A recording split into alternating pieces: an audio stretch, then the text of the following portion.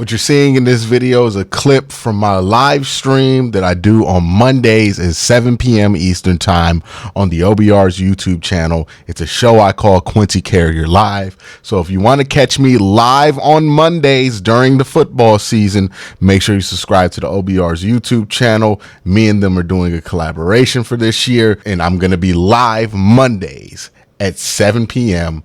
on the OBR. On the AFC North real quick, because I thought there were some interesting results this week from the AFC North. Somebody in the chat, C-Rock, says they look like bobblehead. You know what it looks like when you play NFL, was it NFL Street or NFL Blitz, and then you go big head mode on N64? That's what it looks like, but hey, man, it works. So as long as it works, keeps them healthy, I'm all for it. But let's still go around the AFC North. Two teams in the AFC North are 0-2. The Baltimore Ravens and the Cincinnati Bengals, probably the two teams that have been favored the most to win the division. Now, Baltimore is 0-2. They lost to Kansas City and they lost to the Raiders. The Bengals are 0-2. They lost to Kansas City and they lost to the New England Patriots. So they're both basically 0-2 the same way. Both teams have losses at home that make you scratch your head a little bit, and then both teams lost to the Chiefs. Both in Kansas City. Can't really fault you for losing to the Chiefs. The Chiefs are really good. Even though, like, quiet as kept, Pat Mahomes not playing great. 3 interceptions, 3 touchdowns.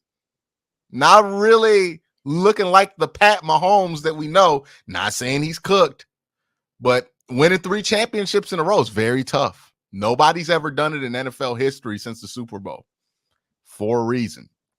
And, you know, I'm not saying it's a Super Bowl hangover for Pat Mahomes, but what I am saying is that there might just be some fatigue there. Like, how long can you play a football season, how many times in a row without it kind of coming up on you? So maybe that's the case there with Pat. He's not having a great start to the season, but he's Pat. He'll be fine by the postseason. But that's something to look out for. Can't really fault both teams for losing to the Chiefs. But the Bengals losing to the Patriots, well, I mean, that's concerning. The Ravens losing to the Raiders, a little odd. I think if there's a team who's 0-2 means less, it's Baltimore. Because for whatever reason, Gardner Minshew just has Baltimore's number. Like, I don't know if you guys remember this, but Gardner Minshew beat the Ravens at home in M&T Bank Stadium last season with the Indianapolis Colts early in the year. Like, maybe this is just Baltimore's weekly get sniped by Gardner Minshew game. It was definitely a weird one. That game broke out. So I tend to think that the Ravens are going to be fine. But Cincinnati's got other issues. And now Cincinnati was closer to beating Kansas City than Baltimore was, in my opinion. But Cincinnati has other issues. Cincinnati can't stop the run. Another thing I saw in that game, Jamar Chase is on screen. Does Cincinnati strike you as a focus group to you when you watch them on TV?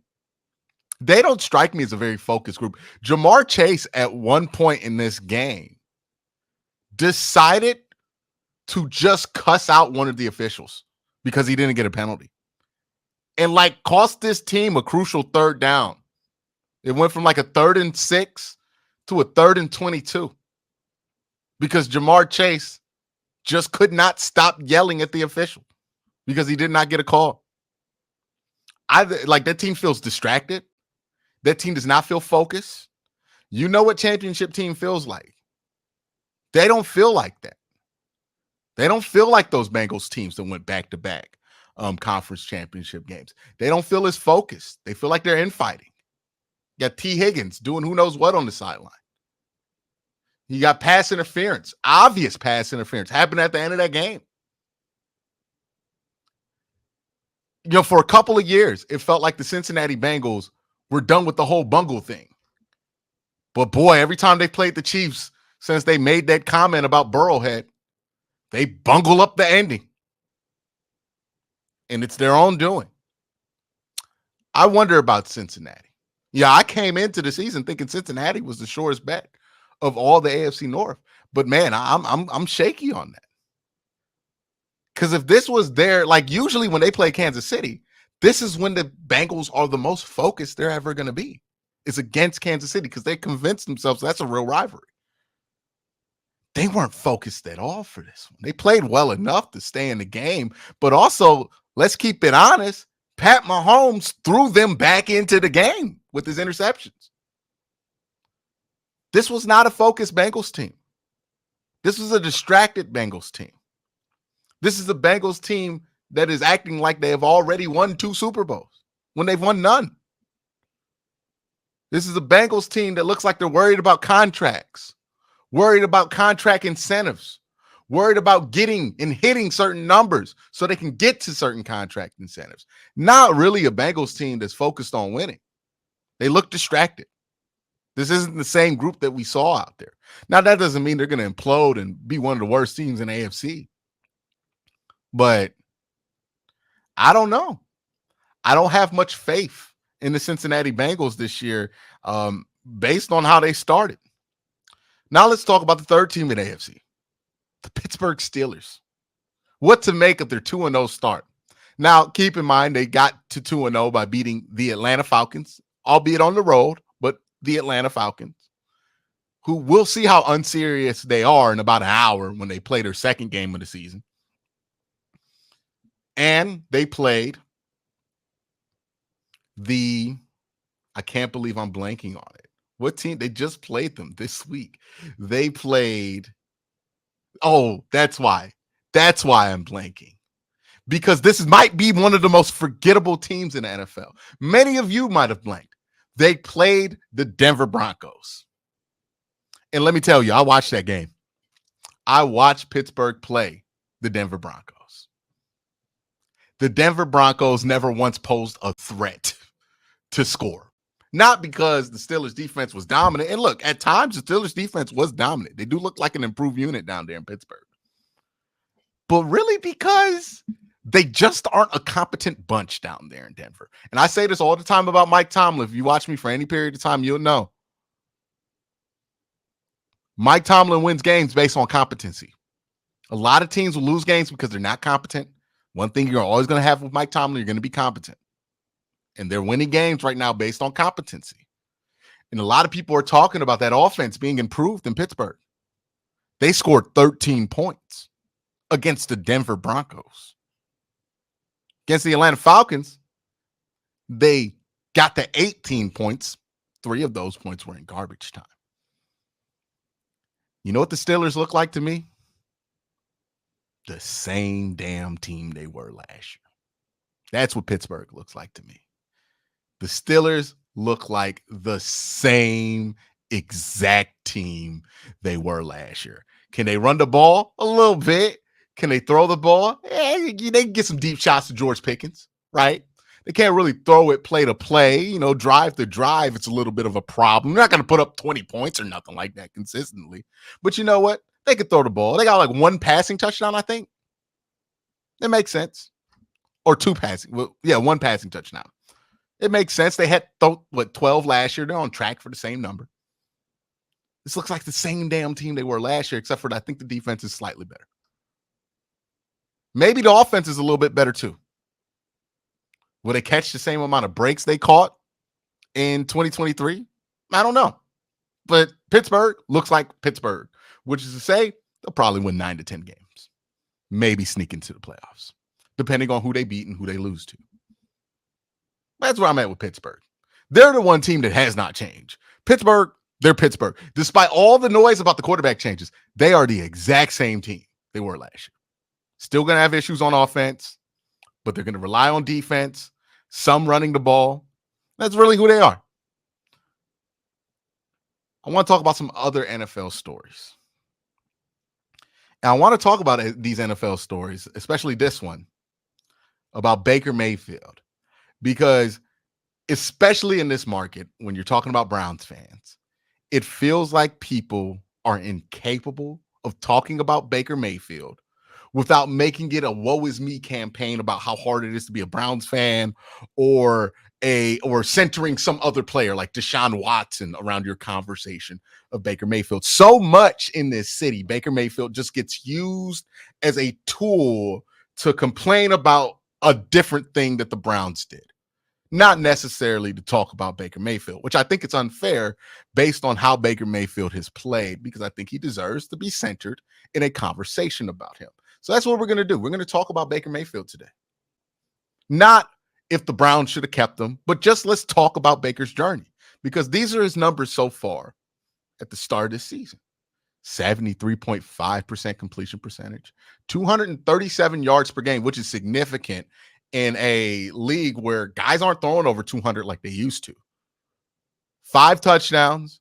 Key note here, we've all lived through it with Baker Mayfield. 1 interception. 9.7 yards per attempt. It's impressive stuff.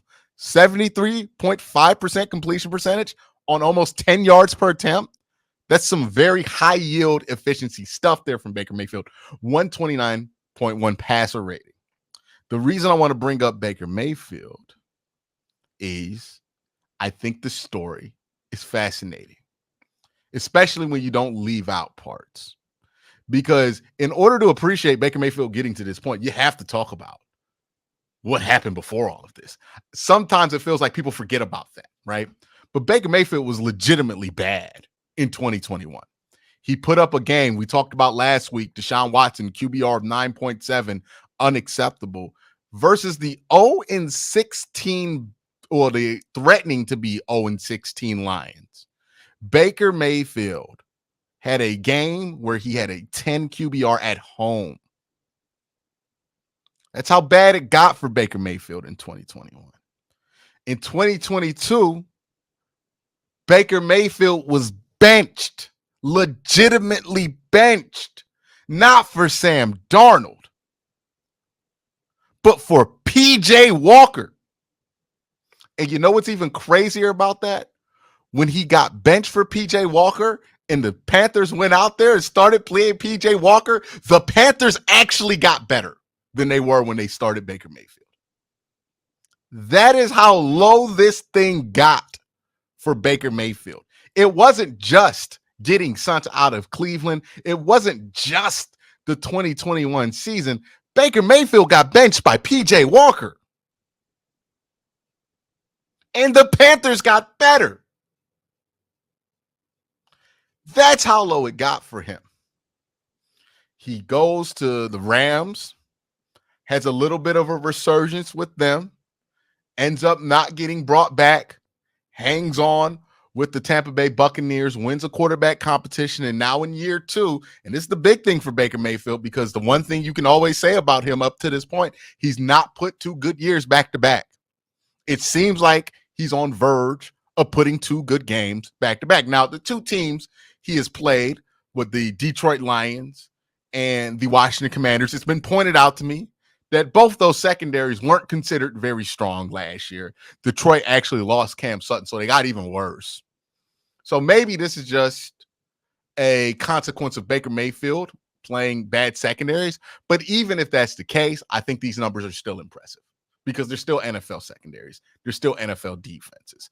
We don't have to be woe is me Browns fan about this. We can appreciate the climb that Baker Mayfield made. And we can also appreciate that Baker Mayfield needed that climb to get out of all of this.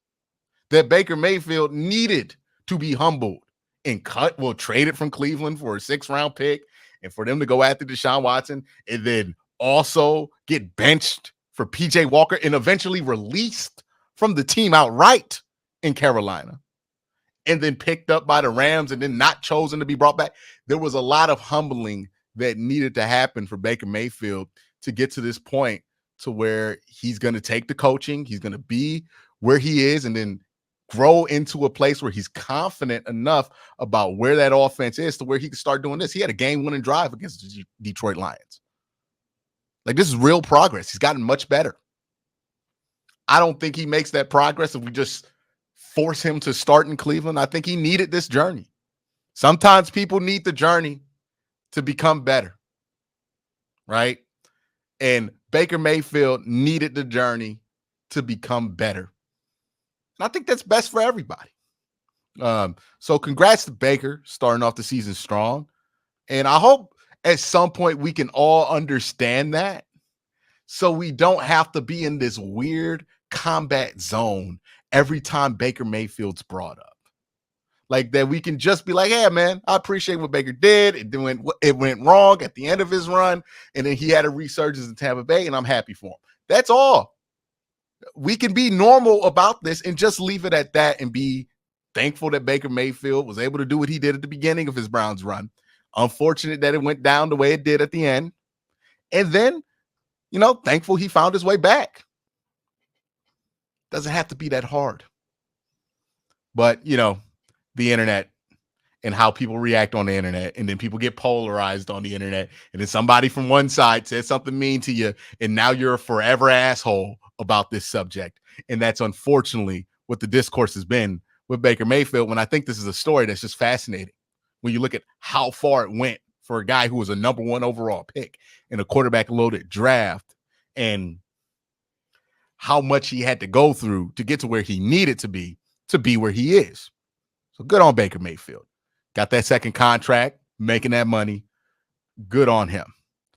If you want to see the full 1-hour clip of that video, or if you want to make sure you don't miss and interact with me live on Mondays at 7 p.m. when I am live on the OBR's channels, YouTube and Twitch, make sure you're subscribed to them. Make sure you're subscribed here too. Keep it locked. Peace.